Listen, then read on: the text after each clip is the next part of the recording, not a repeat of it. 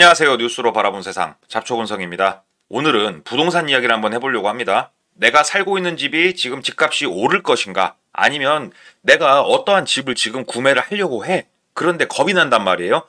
집값이 오를 것도 같고 집값이 빠질 것도 같고, 그런데 호가는 계속 올라가고 내가 지금 올라타야 되는 것인가, 여러 가지 정말로 궁금하고 미스테리하고 불안한 시기에 우리가 서 있습니다.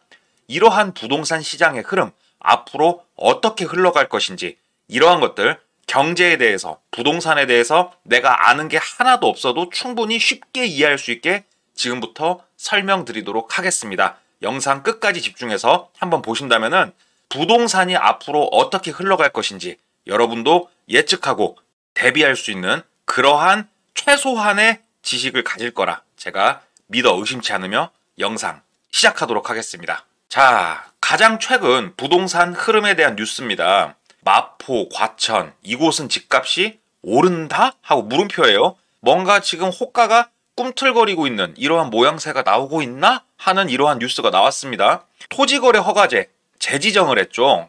그러면서 재지정을 받지 않은 이러한 주변 곳들에 대해서 뭔가 효과가, 집값 상승에 대한 효과가 퍼져나갈까 했는데 다행히 풍선 효과는 없었다. 이러한 뉴스가 나왔습니다. 부동산 시장이 뭔가 침체돼 있고 더 활기를 띠기는 어려운가, 이러한 생각이 드는 뉴스예요.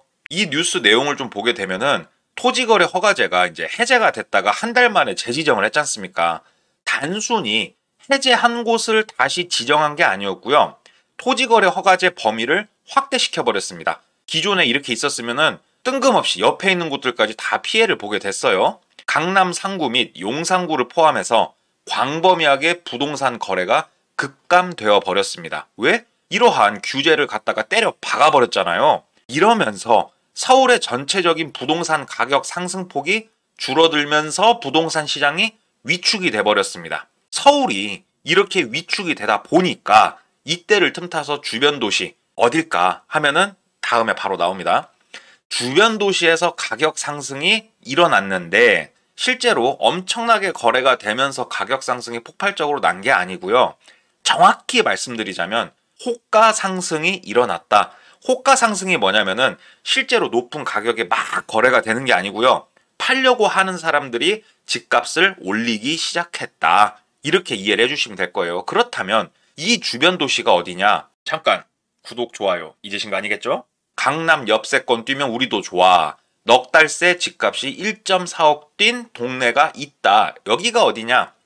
강남을, 서울을 눌러버리니까 튀어오른 과천, 배우지, 평촌, 인덕원으로도 집값 상승, 엄밀히 말하면 호가 상승세가 확산이 되고 있다. 이러한 뉴스가 나왔습니다. 서울을 누르니까 옆에 있는 과천, 인덕원 이런 곳이 지금 호가가 올라가고 있고, 이러한 주변 가격 상승세가 다른 또 옆에 있는 곳들의 연쇄 확산되지 않을까라 하는 우리의 뭔가 기대감을 자극하는 이러한 뉴스들이 지금 나오고 있어요. 여기에 대통령실을 옮길 수도 있다. 이번에 윤석열 대통령이 탄핵이 되고 나서 다음 차기 대선 후보들이 많이 나왔습니다. 이러한 후보들이 대통령이 됐을 때 용산에서 나와가지고 어디로 갈 것이냐, 아니면 용산에 머무를 것이냐, 여러 가지 예측이 있는데 이 중에서 정치적인 이야기를 좀 배제하고요. 세종 집값이 꿈틀거리기 시작을 했어요. 세종 집값이 순식간에 1억이 뛰어버렸다고 합니다. 뭔가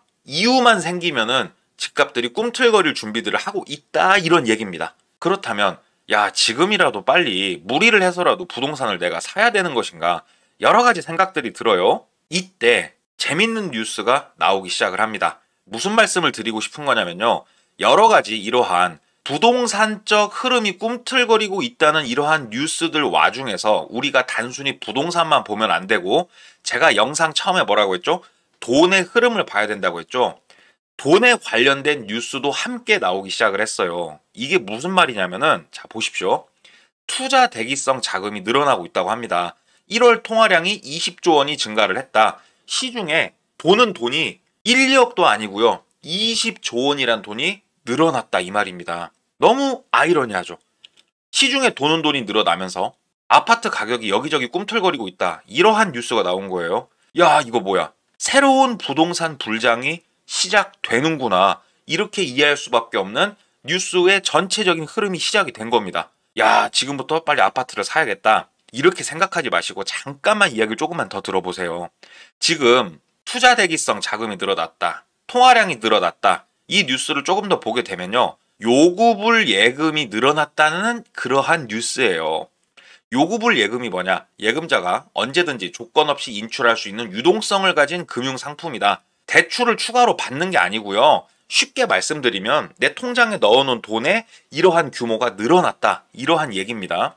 이러한 요구불 예금, 이게 늘어나면서 어떠한 일들이 벌어졌을까? 이것들도 우리가 이제 생각을 해봐야 되는데, 요구불 예금이 금리가 낮아지면서 한국은행이 지금 금리를 낮추면서 투자처를 찾지 못한 대기성 자금, 요구불 예금이 지금 20조 원 넘게 늘어났다. 이런 얘기예요. 한국은행 통계를 보니까 이게 보이더라 이겁니다. 이게 이제 뜻하는 바가 뭐냐? 통화량이 증가를 해요. 시중에 도는 돈이 많아집니다. 그러면 이 돈들이 부동산으로, 어디 기업으로, 주식으로 어디로 막 흘러가는 게 아니고 대기성 자금, 멈춰 있는 거예요. 갇혀 있는 겁니다. 돈을 사람들이 풀지 않고 있는 거예요. 요구불 예금도 대폭 증가를 하게 됐다. 그런데 돈이 지금 정체되어 있어요. 어디론가에 흘러 들어간 상황이 아닌데 희한하게 집값 호가만 올라갑니다. 거래가가 전체적으로 많이 오르고 거래가 활발하게 이루어지는 게 아니고 집을 팔고자 하는 사람들의 호가만 올라가고 있어요. 그리고 통화량이 증가가 되다 보니까 당연히 인플레이션에 따른 물가 상승, 그런데 희한하게 주식은 또 하락을 하죠. 이거는 대외적인 요인이 좀 큽니다. 제 영상을 보신 분들이라면 지금 대외적인 상황이 얼마만큼 심각한 상황인지 모두 다 잘 알고 있을 거라 생각을 하고요. 원달러 환율 고공행진을 해버리죠. 통화량이 많다는 소리는 원화의 값어치가 떨어졌다는 소리고, 대외적인 상황까지 물리면서 원달러 환율은 고공행진을 하고 있고요. 경제 성장률 개박살 났습니다. 아주 물가도 올라버렸고 상황이 심각한데 정말 희한하게 대기성 자금은 늘어나고 있는 이러한 모습을 보이고 있어요. 이거를 과연 어떻게 이해를 해야 되는 것인가? 이게 오늘 영상의 키포인트가 될 것 같은데요. 이렇게 대기성 자금이 늘어나고 여러 가지 움직임을 보이고 있는 와중에 희한하게 빚은 넘쳐 흐르고 있습니다. 나라빚 1180조, 국민 한 사람당 2천만 원씩 갚아야 그러한 심각한 상황이 벌어지고 있는 거예요. 전 국민적 부채는 터져 나가고 있는 와중에 희한하게 현금은 한 군데 뭉쳐져서 움직이질 않고 있다. 이게 진짜로 심각하고 우리 일반 서민들이 꼭 체크해야 될 이러한 사항이거든요. 지표들을 보면서 조금 더 체크를 해볼게요. 가장 먼저 M2 통화량을 체크를 해봤습니다. 이게 쉽게 말씀드리면 시중에 굴러다니고 있는 통화량이라고 생각을 하시면 됩니다. 한국 M2 통화 공급을 보시게 되면은 여전히 고공행진을 하고 있습니다. 시중의 돈은 지속적으로 풀렸고 이 돈이 시중에 어디가 됐건 계속 돌아다니고 있다라는 얘기예요. 돈이 회수가 된 적이 없어요. 시중에 돈은 많은데 부동산 가격은 약간 침체고 여기에 꿈틀꿈틀거리는 이러한 모양새가 나오고 있는 거예요. 그 다음으로 체크해 본 게 소비자 물가 등락률을 봤습니다. 그래프가 어렵게 보이시죠? 그냥 간단하게 생각하면 됩니다. 물가는 떨어진 적이 없다. 물가는 계속 올라가고 있다. 이거는 여러분들이 지금 주변에 마트만 가더라도 정말 쉽게 체감하실 수 있는 이러한 이야기인데 지표로서 보니까 또 바로 알 수가 있었고요. 그 다음으로 본 게 경제 성장률인데 이러한 아시아산업개발은행에서도 한국 경제 성장률을 대폭 하향을 했습니다. 제가 영상에서 일전에 여러 번 또 설명을 드렸습니다. 이러한 ADB 제외하고도요, 영국이라든지 미국이라든지 전 세계에 내놓으라 하는 이러한 금융사들이 전부 다 똑같이 대한민국 경제 성장률을 대폭 하향을 했고요. 1%대짜리 이러한 예측 결과물도 있고요. 0%짜리 이야기도 나오고 있을 정도로 아주 심각한 상황입니다. 이게 정말 심각한 수준이에요. 경제 성장률은 낮은데 물가는 오르고 있는 경기 침체죠. 엄청나게 위험하고 아주 안 좋은 이러한 경제 지표들이 쏟아져 나오고 있는 게 대한민국 현실입니다. 자, 여기서 우리가 돈이 어떻게 만들어지고 시중에 유통되는지 이것도 하나만 제가 말씀드리고 넘어갈게요. 이거를 알아야 오늘 결론을 여러분들이 이해를 하실 수가 있습니다. 경제 성장률도 안 좋고 시중에 풀린 돈은 많고, 야, 그런데 한국은행이 돈을 이렇게 찍어냈나? 이렇게 생각하실 수가 있는데요. 돈이 시중에 어떻게 유통이 됐냐면요. 돈 복사 마법에 대해서 간략하게 설명을 제가 드릴 거예요. 이거를 알아야 돈의 흐름을 알 수가 있습니다. 내가 은행에 1,000원이란 돈을 예금을 해요. 그러면 은행이 1,000원을 받죠. 이 돈을 가만히 갖고 있는 게 아니고요. 지급준비금 10%를 남기고, 그러니까 100원을 은행에다 남겨두고 나머지 900원을 시중에다 또 다시 대출을 해줍니다. 그런데 여러분들 계좌에는 1,000원이란 돈이 그대로 찍혀 있어요. 그런데 900원이란 돈이, 없었던 돈이 시중에 또 풀리게 되는 이러한 효과가 나오게 됩니다. 그러면 이 900원을 받은 사람, 대출을 받은 사람은 이 돈을 현금으로 갖고 있진 않잖아요. 은행에 또 900원을 넣어놓게 되면은 10%인 90원을 남기고 810원을 또다시 시중에 대출을 해줍니다. 이렇게 계속 반복을 하게 되면 처음에 1,000원이었던 돈이 10,000원이 되는 딱 10배가 불어납니다. 마법을 우리가 볼 수 있게 됩니다. 이게 실제로 시중에 돈이 유통되는 과정이거든요. 이러한 유통되는 흐름을 조절하는 게 바로 금리입니다. 금리로서 이걸 조정을 하게 되는데, 실제로는 없는 돈, 신용만으로 돈이 복사가 돼서 자금이 공급이 되게 됩니다. 이게 바로 신용경제라고 불리우는 이러한 시스템이고요. 대한민국 돈의 시스템은 신용경제로서 이루어져서 돌아가고 있게 됩니다.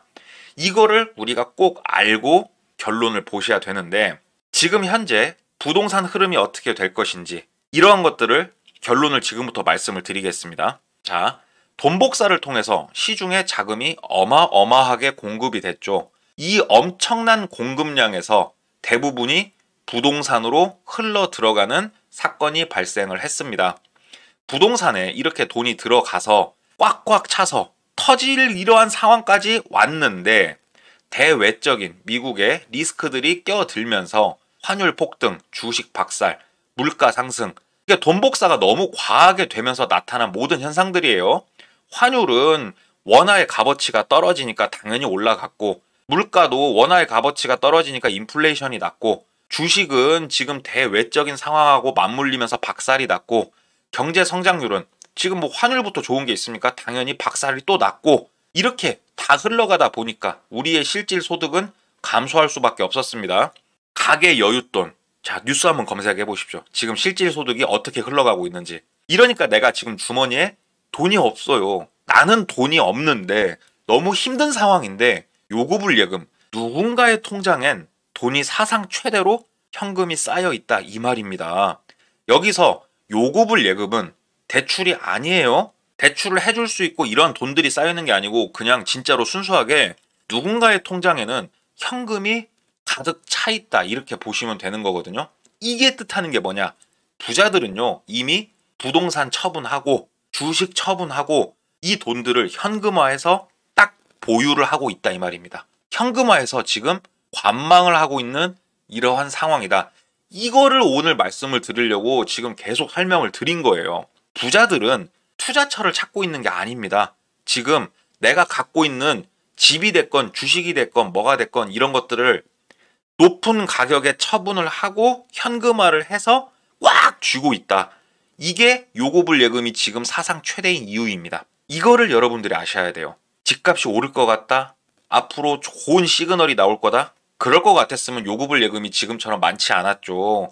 부자들이 보통 사람보다 정보를 더 많이 수집을 할 건데, 이 사람들이 본인이 갖고 있는 요구불예금을 집을 샀던 주식을 샀던 지금 투자를 했겠죠. 그런데 이 사람들이 왜 관망 중일까? 왜 현금화를 해서 자기 손에 꽉 쥐고 있을까? 이거를 잘 우리가 생각을 해야 된다라는 이야기입니다. 그런데 부자들이 이러한 요구불예금을 그냥 만들 수 있는 게 아니었어요. 현금화를 그냥 할 수 있는 게 아니에요. 누군가 이 사람들의 이러한 자산을 구매를 해줘야 현금화가 가능한 거지 않습니까? 누가 이 부자들의 자산을 현금화를 해줬을까? 그게 바로 일반인들입니다. 시중에 뿌려진 유동성은 일반인들이 갚아야 할 부채로 남았다, 이 말입니다. 부자들이 갖고 있는 이 엄청난 요구불예금을 일반인들이 빚을 내서 돈을 줬다. 이걸 아셔야 된다, 이 말입니다. 지금 부동산을 구매를 하겠다고요? 지금 투자를 하겠다고요? 이거 아셔야 됩니다. 부자들은 다 팔고 나온 상황이라는 거. 이 상황에서 내가 들어간다는 게 얼마만큼 위험한 일인지 우리가 한번 생각하고 접근할 필요성이 있다. 그래서 오늘은 부동산에 관련된 여러 가지 뉴스와 돈의 흐름을 같이 알아보는 이러한 시간 가져봤습니다. 어떠신가요? 지금도 부동산 불장이 시작될 초입에 서 있다고 생각이 되시는가요? 부자들은 어떠한 움직임을 이미 보였는지 저는 답을 말씀드렸습니다. 제 영상을 맹신은 하지 마시고 참고만 하셔가지고 좋은 판단 내리시기를 바라면서 오늘 영상 마치도록 하겠습니다. 오늘 영상이 유익했다면 구독, 좋아요 부탁드리고요. 아래 보이는 메일 주소로 여러분 일상의 많은 이야기 제보 부탁드리도록 하겠습니다. 저는 잘 준비해서 다음 시간에 찾아뵙기로 하고요. 이상 잡초근성이었습니다. 감사합니다.